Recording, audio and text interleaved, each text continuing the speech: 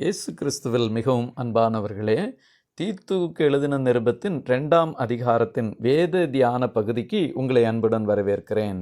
இந்த 2ஆம் அதிகாரம் ஆரோக்கியமான உபதேசத்தின்படி ஒரு கிறிஸ்தவ சபை மற்றும் குடும்பம் எப்படி வாழ வேண்டும் என்பதற்கான நடைமுறை வழிகாட்டுதல்களை இது வழங்குகிறது. இந்த 2ஆம் அதிகாரத்தை 6 பிரிவுகளாக பிரித்து நாம் தியானிக்கலாம். முதல் பகுதி 1வது வசனம் ஆரோக்கியமான உபதேசத்தின் முக்கியத்துவம் பற்றி சொல்கிறது.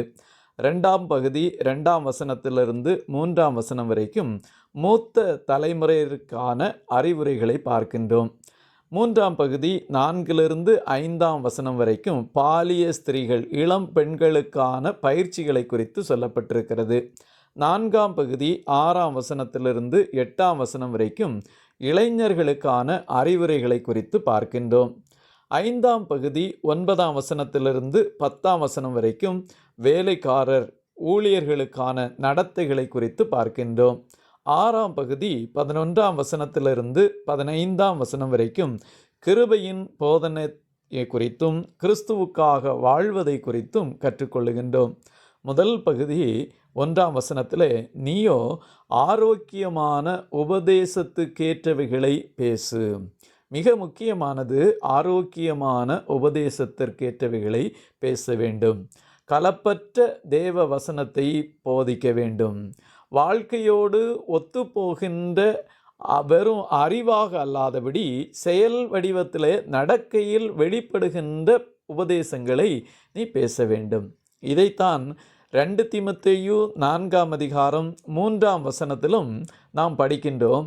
அவர்கள் ஆரோக்கியமான உபதேசத்தை பொறுக்க மனதில்லாமல் அநேக மக்கள் தங்கள் சுய இச்சைகளுக்கு ஏற்ற மக்களை சேர்த்து கொள்ளுகின்றார்கள். ஆனால் கர்த்தருடைய பிள்ளைகளாகிய நாமோ ஆரோக்கியமான உபதேசத்தை நாம் கேட்க வேண்டும், அதை பின்பற்ற வேண்டும்.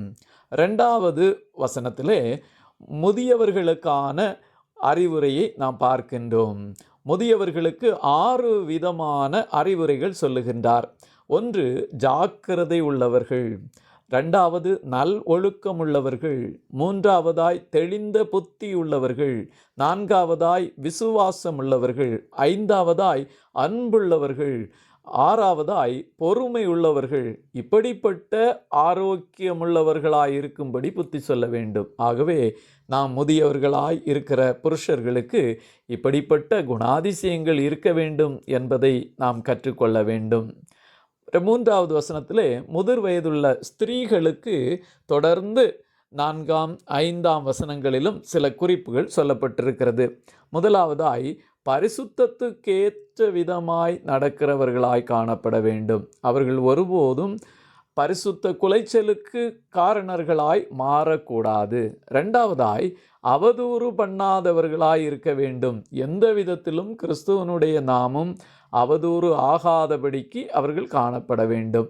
3வதாய் மதுபானத்துக்கு அடிமைப்படாதவர்களாய் இருக்க வேண்டும் என்பதை சொல்லிவிட்டு தொடர்ந்து இளம் பெண்களுக்கு பாலிய ஸ்திரீகளுக்கு கொடுக்க வேண்டிய பயிற்சிகளை குறித்து 4, 5ஆம் வசனங்களில் இதை முதிர் வயதுள்ள ஸ்திரீகள் செய்ய வேண்டும் என்று சொல்லியிருக்கின்றார். 4வது வசனத்திலே பாலிய ஸ்திரீகள் தங்கள் புருஷரிடத்தில் அன்புள்ளவர்களாயிருக்க வேண்டும். 2வது, பாலிய ஸ்திரீகள் தங்கள் பிள்ளைகளிடத்தில் அன்புள்ளவர்களாயிருக்க வேண்டும். உலகத்திலே இன்றைக்கு பல்வேறு விதமான இளம் பெண்களை நாம் பார்க்கின்றோம். நியூஸ் பேப்பரிலும் தொடர்ந்து தொலைக்காட்சி செய்திகளிலும் வித்தியாசமான பல செய்திகள் வருகின்றன. ஆனால் ஆண்டவருடைய பிள்ளைகளாய் அவர்களுடைய குடும்பத்தின் பிள்ளைகளாய் இருக்கின்றவர்கள் எப்படி இருக்க வேண்டும் என்பதைத்தான் இந்த வேத வசனம் நமக்கு தெளிவுபடுத்துகின்றது. 5வது வசனத்திலே பாலிய ஸ்திரீகள் தெளிந்த புத்தி உள்ளவர்களாயிருக்க வேண்டும். 4வதாய் கற்புள்ளவர்களாயிருக்க வேண்டும். 5வதாய் வீட்டில் தரித்திருக்கிறவர்களாயிருக்க வேண்டும். 6வதாய் நல்லவர்களாய் இருக்க வேண்டும். 7வதாய் தங்கள் சொந்த புருஷருக்கு கீழ்ப்படிய வேண்டும் என்று வேதம் கற்பிக்கிறது. இவைகளை போதிப்பதற்கு முதிர் வயதுள்ள ஸ்திரீகளுக்கு புத்தி சொல்லு என்று சொல்லப்பட்டிருக்கிறது. முதிர் வயதுள்ள ஸ்திரீகள் தங்களுக்கு அடுத்த கட்டமாய் வருகின்ற இள வயதுள்ள பாலிய ஸ்திரீகளுக்கு கற்றுக் கொடுக்க வேண்டும் என்பதை வேதம் மிக தெளிவாக சொல்லுகிறது. அப்படியே நம்முடைய திருச்சபைகளிலும் நம்முடைய கிறிஸ்தவ சங்கங்களிலும் அப்படியே கற்றுக் கொடுப்பதற்கு நாம் பிரயாசப்படுவோம். அடுத்த தலைமுறைகளை கர்த்தருக்கென்று வளர்ப்போமாக.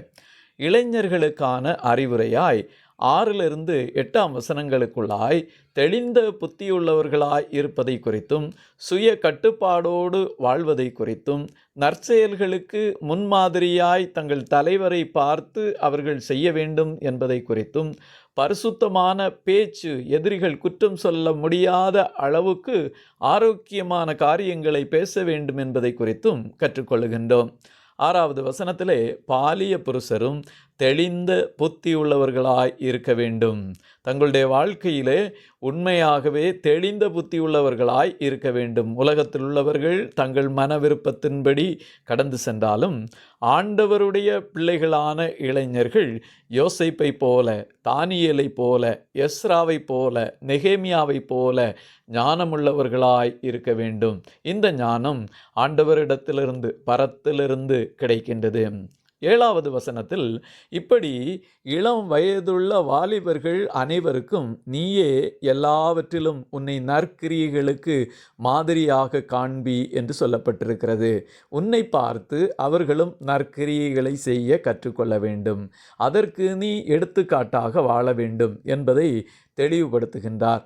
நம்முடைய நாதராகிய இயேசு கிறிஸ்துவும் மத்தேயு எழுதின நற்செய்தி நூல் 5ஆம் அதிகாரம் 16வது வசனத்திலே, மனுஷர் உங்கள் நற்கிரியைகளை கண்டு பரலோகத்தில் இருக்கிற உங்கள் பிதாவை மகிமைப்படுத்தும்படி உங்கள் வெளிச்சம் அவர்கள் முன்பாக பிரகாசிக்க கடவது. நிச்சயமாகவே உலகத்தில் வாழுகின்ற மனிதர்கள் கர்த்தருடைய பிள்ளைகள் செய்கின்ற நற்கிரியைகளை கண்டு பரலோகத்தில் இருக்கின்ற பிதாவை மகிமைப்படுத்தும்படியாக நற்கிரியைகளை செய்து வாழ அழைக்கப்பட்டிருக்கின்றோம்.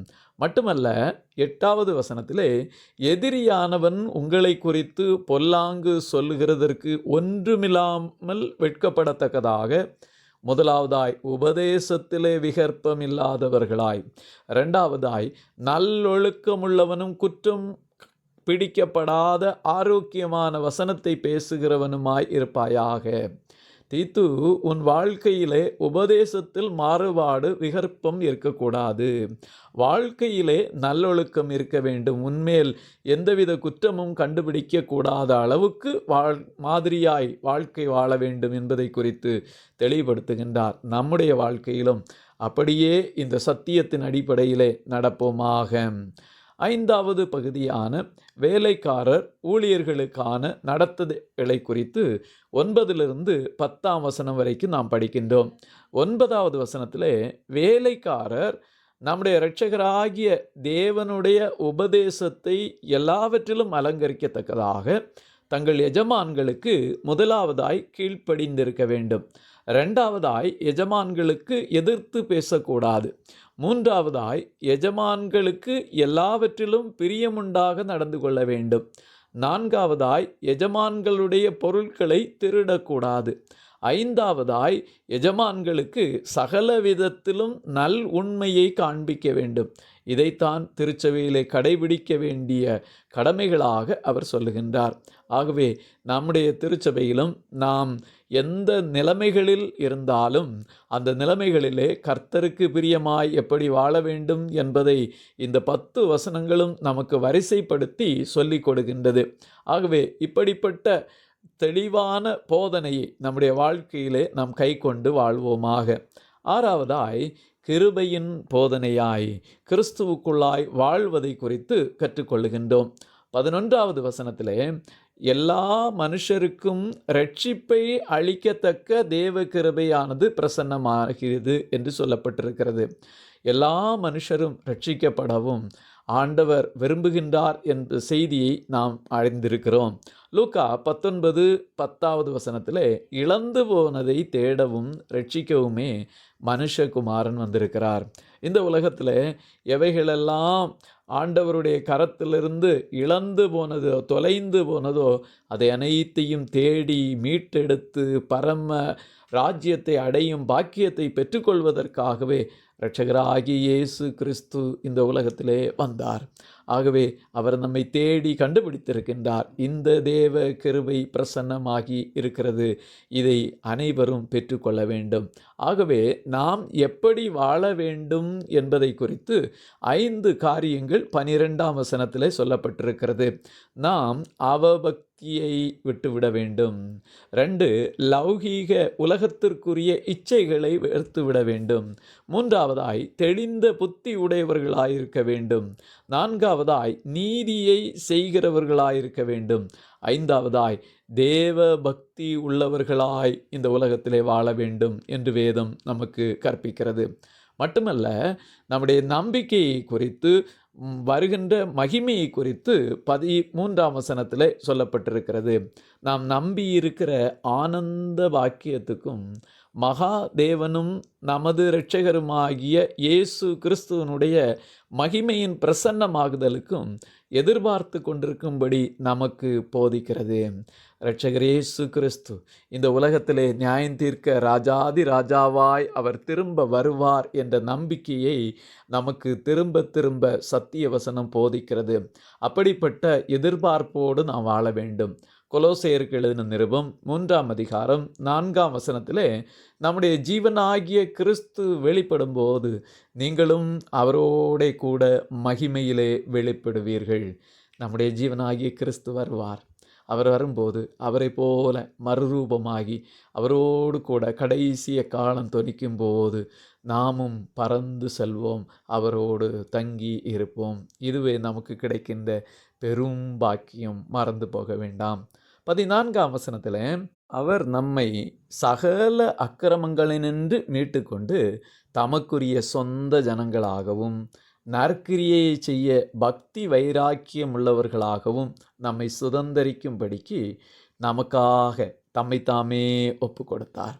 இயேசு கிறிஸ்து எதற்காக தன்னை ஒப்பு கொடுத்தார்? 2 முக்கிய காரியங்கள் சொல்லப்பட்டிருக்கிறது. ஒன்று, நம்மை அக்கிரமங்களிலிருந்து மீட்டெடுக்க. அடுத்தது, தமக்குரிய சொந்த ஜனங்களாய் மாற்ற. அதற்கு அடுத்தது, நாம் நற்கிரியைகளை செய்ய பக்தி வைராக்கியம் கொண்டிருக்க ஆண்டவர் நம்மை மீட்டெடுப்பதற்காக தம்மை தாமே ஒப்பு கொடுத்தார். இதைத்தான் எபேசியர் 2:10 வாசிக்கின்றோம். நற்கிரியைகளை செய்கிறதற்கு நாம் கிறிஸ்து இயேசுவுக்குள் சிருஷ்டிக்கப்பட்டு தேவனுடைய செய்கையாயிருக்கிறோம். ஆகவே நம்முடைய வாழ்க்கையின் அனைத்து பகுதிகளிலும் நற்கிரியையை கொண்டவர்களாய் காணப்பட வேண்டும். பேச்சிலே, செயலிலே, வாழ்வின் பிரதிபலிப்புகளிலே நற்கிரியைகளை நாம் செய்கிறதற்காக சிருஷ்டிக்கப்பட்டோம் என்பதை அறிந்து உணர்ந்து நற்காரியங்களையே நாம் செய்வோமாக. நிறைவாக 15ஆவது வசனத்தில் இவைகளை நீ பேசி போதித்து சகல அதிகாரத்தோடும் கடிந்து கொள். உன் வாழ்க்கையில் நீ இதைத்தான் பேசணும், இதைத்தான் போதிக்க வேண்டும். இப்படி உனக்கு அதிகாரம் கொடுக்கப்பட்டிருக்கிறது மனிதர்களை கடிந்து கொண்டு புத்தி சொல்வதற்கு. ஆனால் ஒருவனும் உன்னை அசட்டை பண்ண இடம் கொடாதிருப்பாயாக. உன்னை குறித்து ஒருவனும் தவறான எந்த காரியத்தையும் பேசுவதற்கு இடம் இருக்கக்கூடாது. அந்த அளவுக்கு நீ நல் மாதிரியாய் இருக்க வேண்டும் என்பதை குறித்து தெளிவுபடுத்துகின்றார். இப்படித்தான் தீமோத்தேயுக்கும் அறிவுரை கூறியிருந்தார். 1 தீமோத்தேயு 4ஆம் அதிகாரம் 12ஆவது வசனத்திலே, உன் இளமையை குறித்து ஒருவனும் உன்னை அசட்டை பண்ணாதபடிக்கு நீ வார்த்தையிலும் நடக்கையிலும் அன்பிலும் ஆவியிலும் விசுவாசத்திலும் கற்பிலும் விசுவாசிகளுக்கு மாதிரியாயிரு. நம்முடைய வாழ்க்கையை குறித்து ஒருவரும் அசட்டை பண்ணாதபடி நாம் வாழ அழைக்கப்பட்டோம்.